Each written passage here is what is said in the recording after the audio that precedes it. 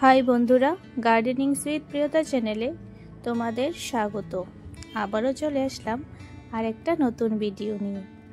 দেখো বন্ধুরা, এনকা গাঁদা লাগানোর পর কিভাবে এই গাছগুলোর পরিচর্যা করতে হয় এবং কি খাবার দিলে এনকা গাঁদার গাছগুলো খুব সুন্দরভাবে গ্রোথ হয় এবং গাছগুলো খুব সুন্দরভাবে ঝোপড়ালো হয়ে উঠবে, সেটাই আজ আলোচনা করব।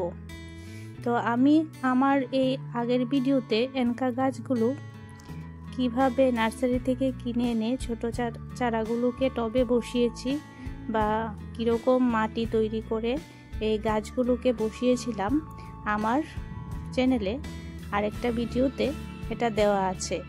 তোমরা যারাই দেখতে চাও অবশ্যই আমার চ্যানেলে গিয়ে দেখে নিতে পারো।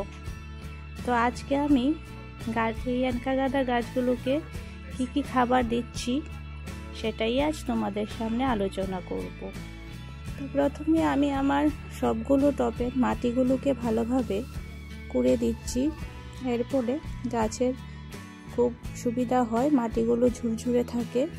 তার ফলে যে কোনো খাবারই যদি দেওয়া যায় গাছে খুব সুন্দরভাবে সেইগুলো খাবারটা গাছ গ্রহণ করতে পারে। তো বন্ধুরা, এনকা গাছের গাছগুলো খুবই রোদ পছন্দ করে, আর সেই গাছগুলোকে আপনারা চাইবেন যথোপযুক্ত রোদে রাখার, কারণ রোদে হলে গাছের গ্রোথটা খুব ভালো হয় আর সেই গাছগুলোকে খুব সুন্দরভাবে বড় হয়ে ওঠে। তো আমি সবগুলো টবকে এইভাবে মাটিগুলোকে কুড়ে কুড়ে দিচ্ছি। তারপর এইগুলোর মধ্যে আমি খাবার দিয়ে দেব। আমি যখন লাগিয়েছিলাম তখন সেই রকমভাবে খাবার দিইনি। তো এখন আমি যে খাবারটা এটার মধ্যে দেব, এই খাবারটা এই গাছগুলোর জন্য খুবই উপকারী। এখানে আমি সর্ষের খোল ভিজিয়ে রেখেছিলাম 100 গ্রামের মতো 1 লিটার জলের মধ্যে 4-5 দিন ভিজিয়ে রেখেছি।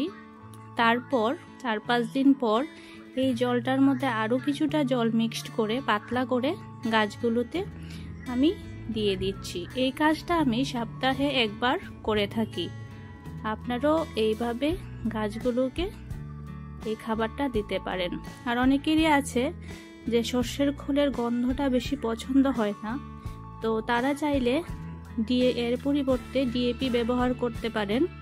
এটাও সপ্তাহে একবার করে দিতে পারেন আপনারা। তো এর ফলে গাছের গ্রোথ খুবই ভালো হয়। আর এই খাবারগুলো দিয়ে যখনই আপনার সর্ষের খোল দেবেন তখনই চেষ্টা করবেন যে সকালে 9টার মধ্যে বা সন্ধ্যের দিকে এই খাবারটা দেওয়ার, এতে গাছের খুব ভালো হয়। আর এখন বলছি যে ব্যাপারটা, সেটা হলো গাছের কি আপনারা পিঞ্চিং করবেন কি করবেন না। তো দেখেন, যারা মনে করেন আমি ফুলের সাইজটা বড় নেব, আমার কম পরিমাণে ফুল হলেও চলবে, তারা পিঞ্চিং না করলেই ভালো হয়। কিন্তু আমি যেহেতু চাইছি আমার গাছে একটু ভালো সংখ্যকই ফুল ফুটুক, তো সেই জন্য আমি গাছকে একটু পিঞ্চিং করে দিচ্ছি। এর ফলে গাছের গ্রোথ খুব ভালো হবে এবং প্রচুর সংখ্যক ডালপালা বেরিয়েবে এবং গাছে প্রচুর ফুল আসবে। কিন্তু এতে করে ফুলের সাইজটা একটু কমে যাবে। তো যাই হোক, আমার সমস্যা নেই। যারা সাইজটা একটু বড় চান তারা পিঞ্চিং না করেই রাখতে পারেন।